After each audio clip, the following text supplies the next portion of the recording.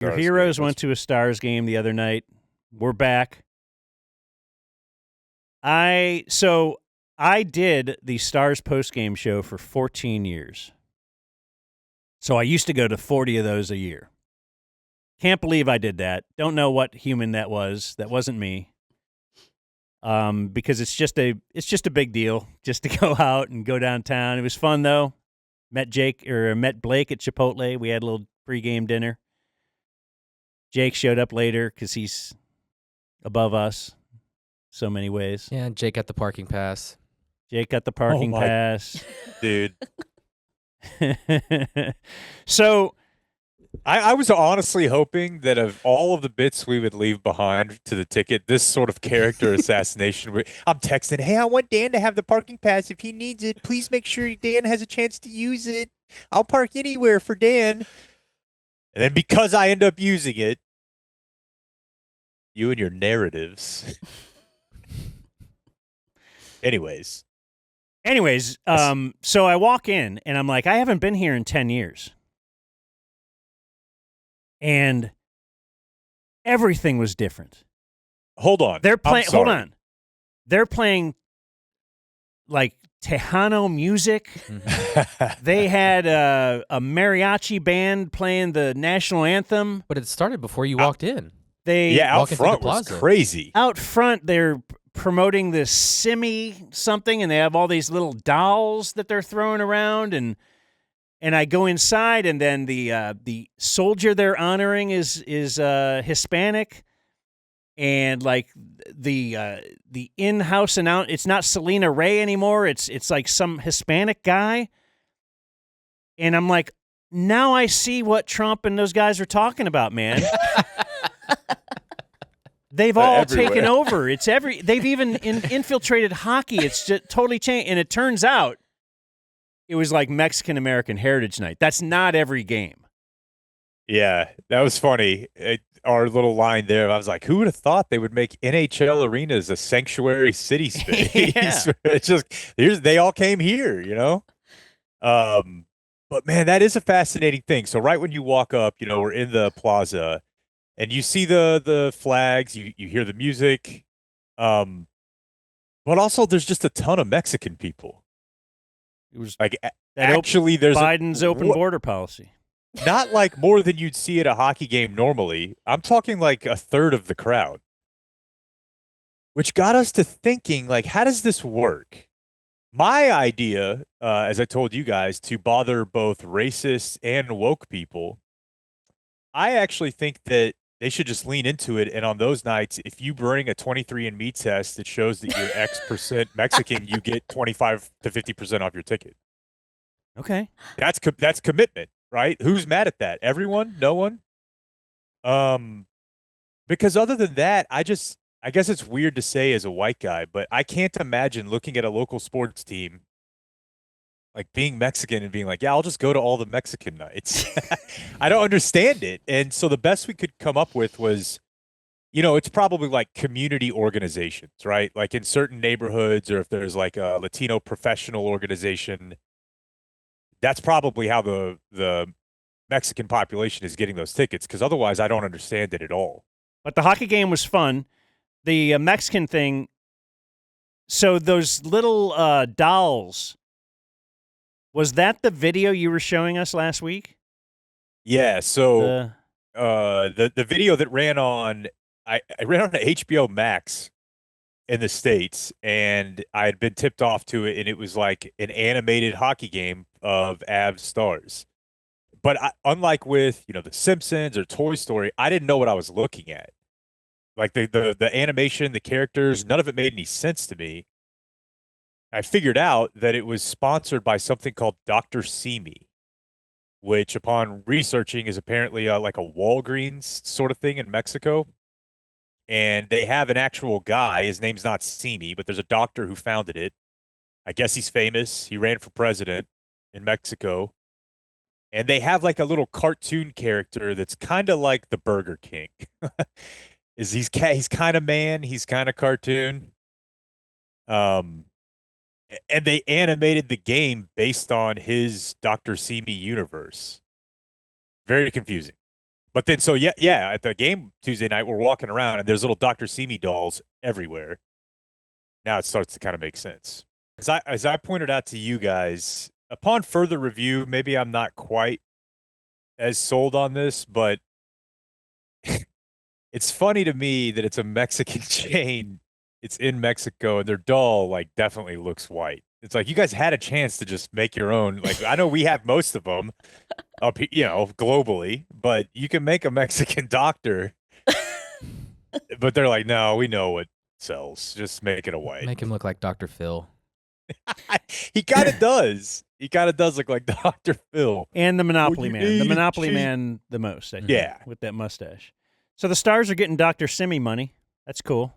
Just because I don't know, are those pharmacies even here? No, not that I could find. So it's just weird that they would Yeah, be it promoting is. that. Like they would build a whole hockey game around it. My first thought is just it's the next step of like avocados from Mexico, which was just a money laundering scheme. Like, is that the only explanation? Why this connection between Dr. Simi and hockey? If it was FC Dallas, you'd understand. But it's hockey. Right. I'm very confused by the whole deal. But yeah, I don't understand. Maybe just some guy in marketing, some lady in marketing is like, we're going to have Mexican night. They say, go find a Mexican brand.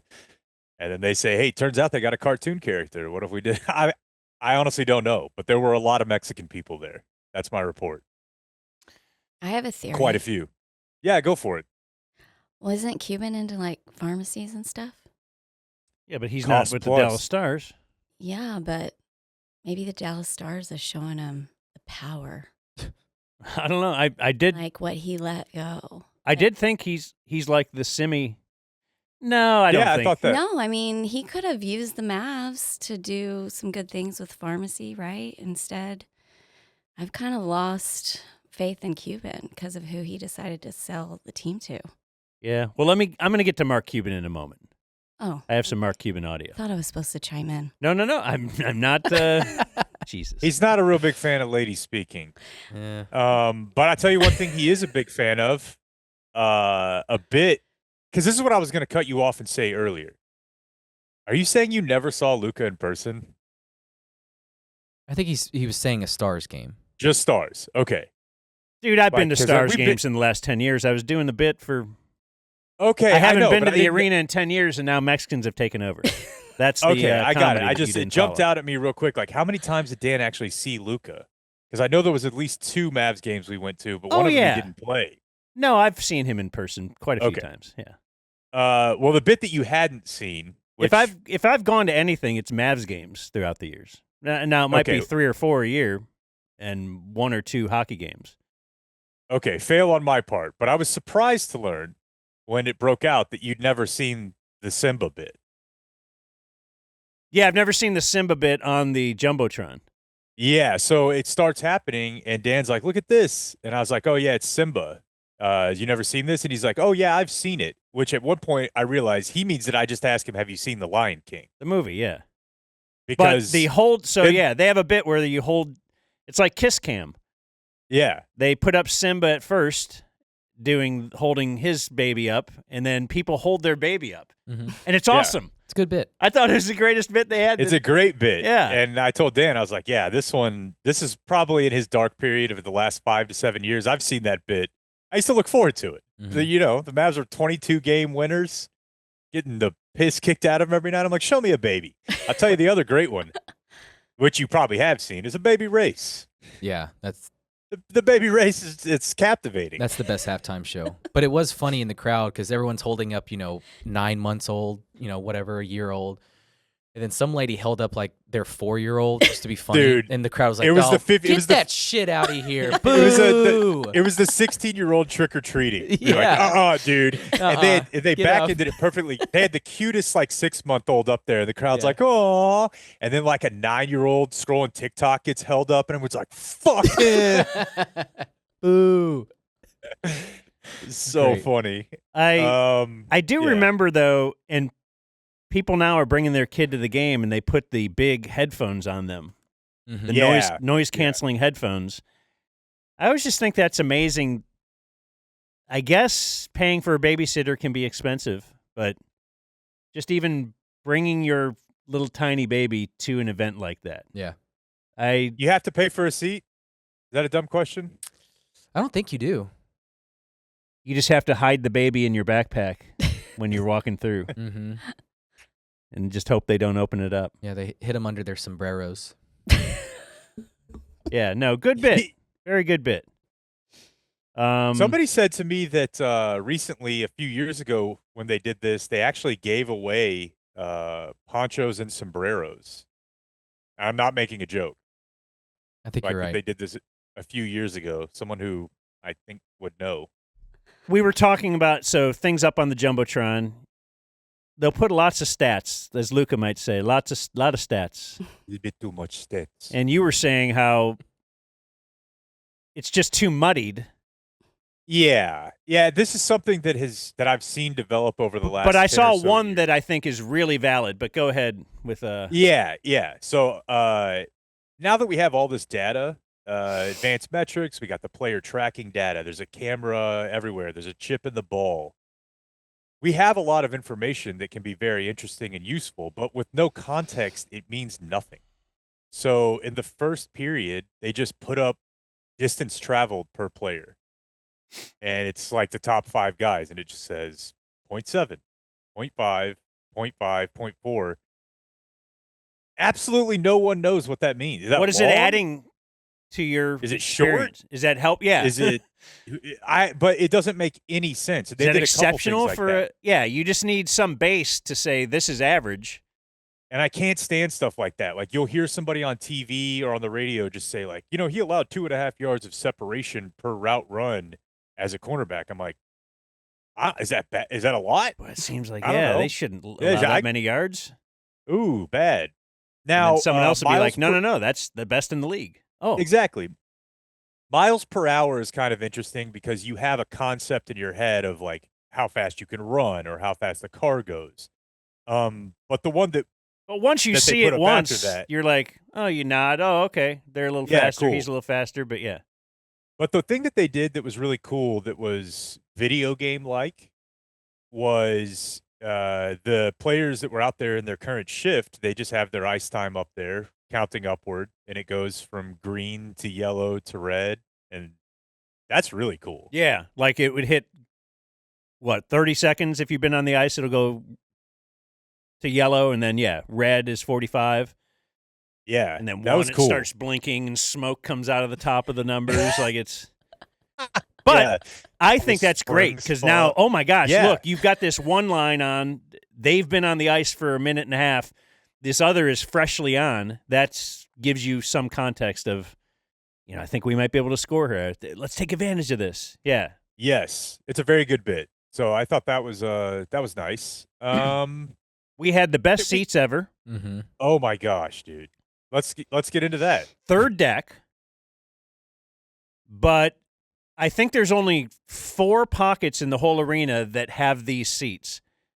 The third deck, the upper part of the third deck. So there's 2 levels of the third deck. But it's only 3 seats next to each other, and that's the whole row. So somehow it's right at the corner. The 4 corners of the arena. It's in between 2 staircases also. Like, it's just sandwiched right there. And there's just 3 together. So in theory, it's just your whole row, and nobody else would ever have a reason to walk in front of you. But I guess in practice, it's different. They even have a sign on the floor, if you want to put up the floor sign or whatever while we're doing this, Clayton. But there's a little sign on the floor that say the attached cables are to assist in preventing individuals from using this row. And we're like, whoa, attached cables? Well, we're just sitting there and some guys behind us start yelling at us and say, hey, hook the cables up so people don't walk in front of you. And so there's a cable on the left and there's a cable on the right of these 3 seats, and you just hook it up like, I don't know. Yeah, like you're a bouncer, and you got the Pretty velvet much, rope, yeah. and you're letting people in and out of there. So, Yeah. yeah, we were wondering, is that really a problem? And Jake said, They were very adamant about it. It's Like before we even sat down, they're like, "Bro, hey, listen, it's gonna get bad. Hook it up." They'll do Hook it all up, game Mike. long. Okay. So we did it, and then in the second period, Jake said, well, let's do an experiment. Let's see if people really do walk in front of you all game. So let's take the cables down. So we took the cables down because this is our craziness. This is how wild we are. We were getting nuts. So, yes, and in a couple minutes, a guy and his son are trying to walk in front of us. And we wanted to do the experiment and let it play out and see how many times this happens throughout the game or throughout the second period.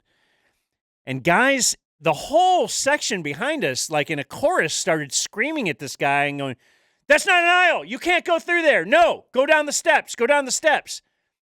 And we're like, no, go ahead in front of us. It's okay. Also, guys, put up the cable. Put up the cable. Yeah. This won't happen to you. Like, they're screaming and they care. And so we had already let the father through, and he's walking down the stairs now. And now the son, they're screaming, like throwing stuff almost. He's 14. And we're like, no, go in front of us. But he wouldn't do it because now the crowd is screaming at him.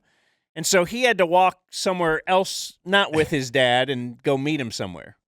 He was in quite a he was in quite a pickle, and I think that moment will stick with him forever.